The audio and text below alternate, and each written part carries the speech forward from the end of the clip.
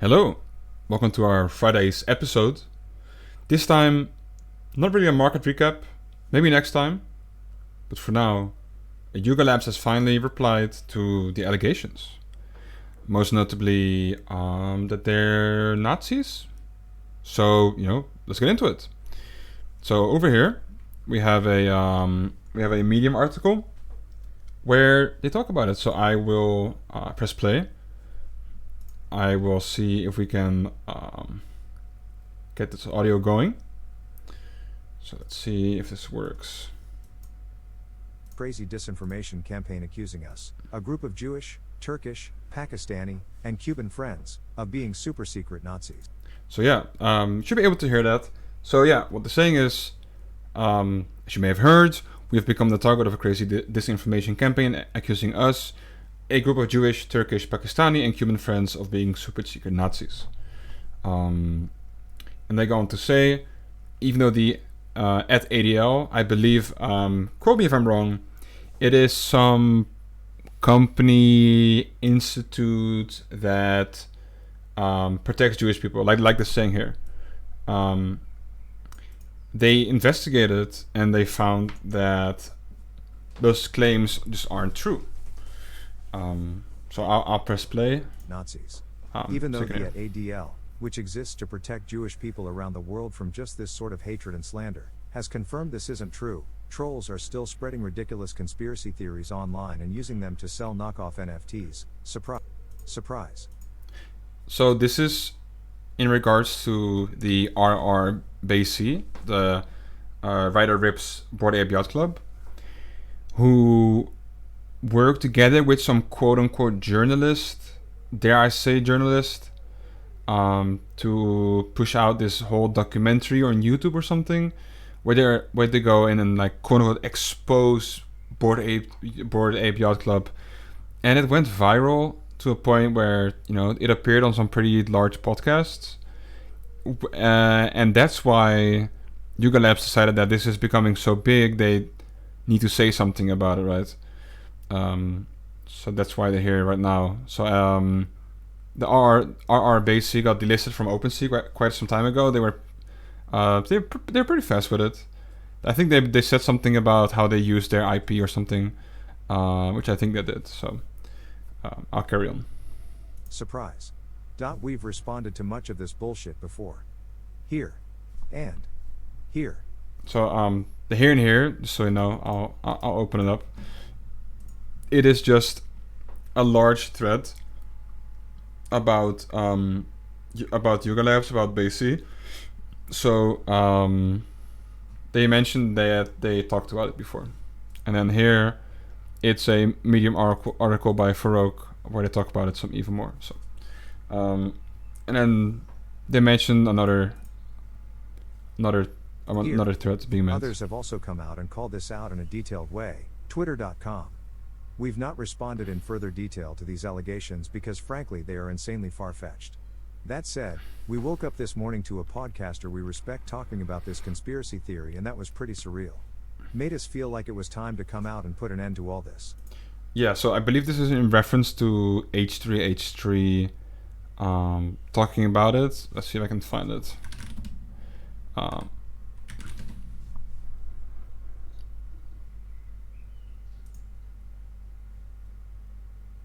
Okay, seems hard to find it.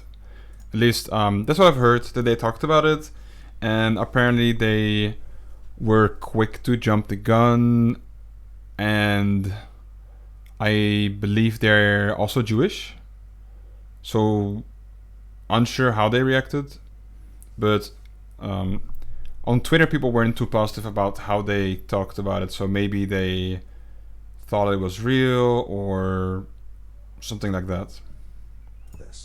So here goes. Why does our NFT collection feature apes?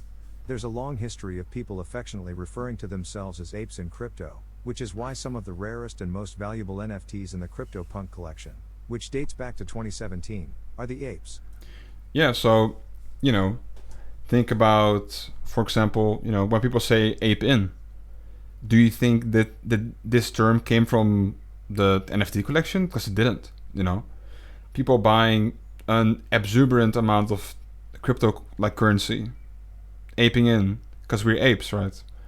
Has nothing to do with race, nothing to do with any sort of racism or, you know, calling someone an ape in a derogatory way or something. Yeah, so that's basically they're talking about the origin of the word ape in regards to crypto. Apes. We like the idea of creating a whole collection around apes who became so wealthy because of crypto's rise that they became extremely bored. What is a bored ape to do? Perhaps retreat to a secretive club in the swamp. 2. What was the inspiration for the design of the BAYC logo?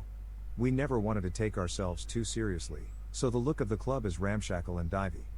Everything about the BAYC was meant to convey a spirit of irreverence and absurdity. It's a yacht club that's actually falling apart and smack dab in the heart of the Everglades. As such, it needed an appropriately grimy, intriguing logo. We went with an ape skull to help convey just how bored these apes are. They're bored to death.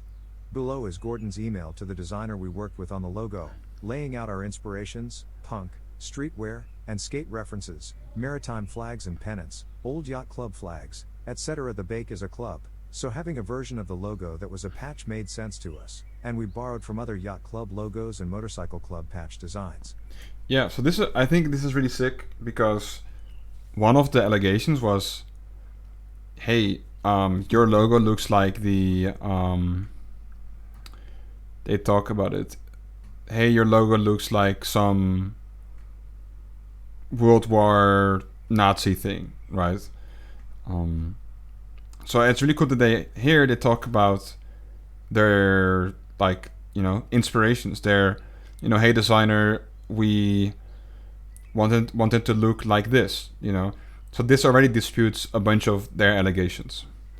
And like you said, like they said over here, can enlarge it a little bit. In my webcam might be blocking it, but it says I can check if it blocks it.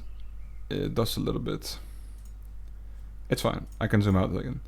It says my thoughts on the logo, and they're basically talking about, you know, hey, some maritime flag, maritime related patches,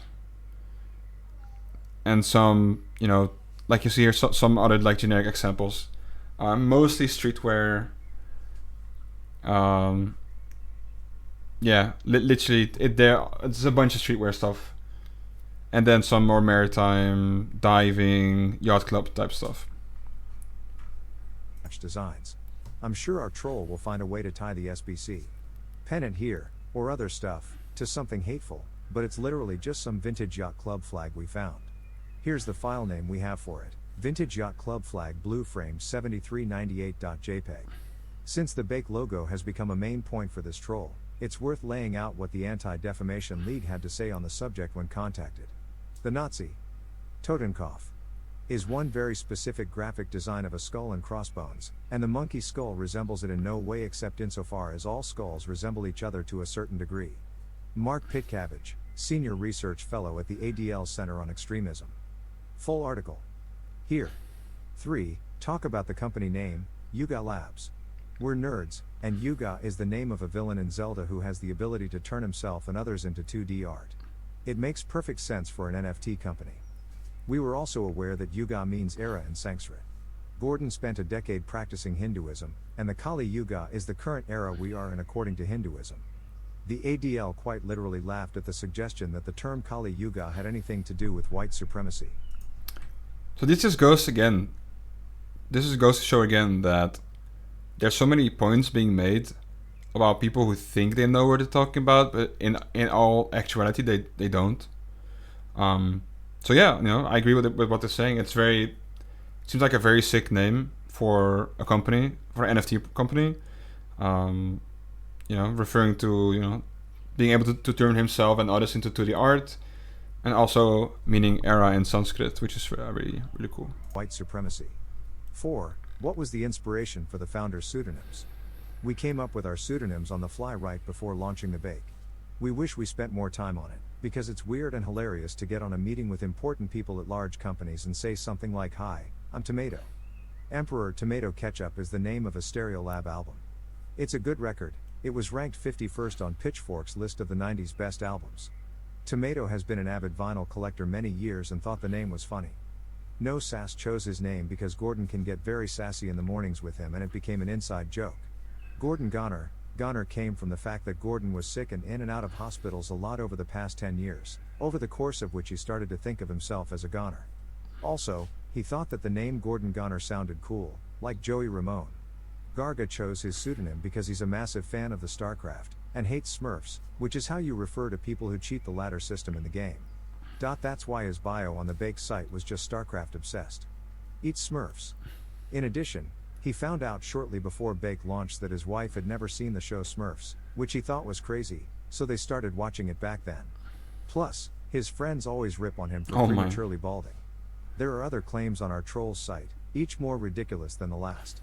To speedrun a few of these. None of the founders are good at ciphers or puzzles. We're awful at them. We had to bring in professional help in the form of a company called Exaltation of Larks, by a brilliant guy named Greg Pliska, to help create the BAYC treasure hunt. All the answers to the treasure hunt were ape or monkey related because, duh. Gnown, for example, is a species of monkey. Aperol has ape in the name. Garga worked as a book editor for many years, and Gordon is a big fiction buff. It's been our job to think deeply about narrative with stuff like Hemingway's iceberg theory or Wittgenstein. Also, yes, Garga wrote his senior thesis on Roberto Bolaño, one of the most famous and celebrated Latin American authors of the last 50 years who is beloved in literary circles. The BAYC was not launched on the day Hitler died. A reporter got the date wrong in an early article, and the troll has run with it ever since. Second, who even considers the day Hitler died when starting a company? It's such a crazy stretch. One of the most insane things was when this troll posted about Garga's wife, insinuating that she was alt-right because she had the word cowabunga in her Instagram bio. This is the wildest thing. I believe this was NFT Ethics. Posted on Twitter saying how their wife is alt-right because she's using cowabunga in her Instagram bio. Or I thought it was Twitter bio, but I guess they're saying it's Instagram bio. Yeah. Imagine, right? Cowabunga. Garga's wife is Mexican American, and she likes the Ninja Turtles, like millions of people. Overall, we think it's crazy that these conspiracy theories have been able to proliferate. It really shows the power that a demented troll on the internet can have. We've seen our community rally behind us, and we appreciate that. It's obvious to them, as well to anyone we've worked with over the past year, not to mention anyone who has known us our whole lives, that this is all nonsense. We appreciate all the love and support. Thanks. Gordon, Garga, Tomato, and Sass. So yeah, that's their letter from the founders, BAYC, Yuga Labs. So what do you think? I think they're disputing the claims quite well. I wonder what they have to say about it. And, let me know what you think in the comments. Do you think that they addressed it properly? Do you think they're evading questions? Do you think it's true? Do you think it's false? Let me know. So I'll be back on Monday or Tuesday, with another video, most likely recapping the market over the weekend. So thank you for watching. Check out FLOLiO.com for a bunch of analytics, NFT portfolio holdings. So thank you. Bye-bye.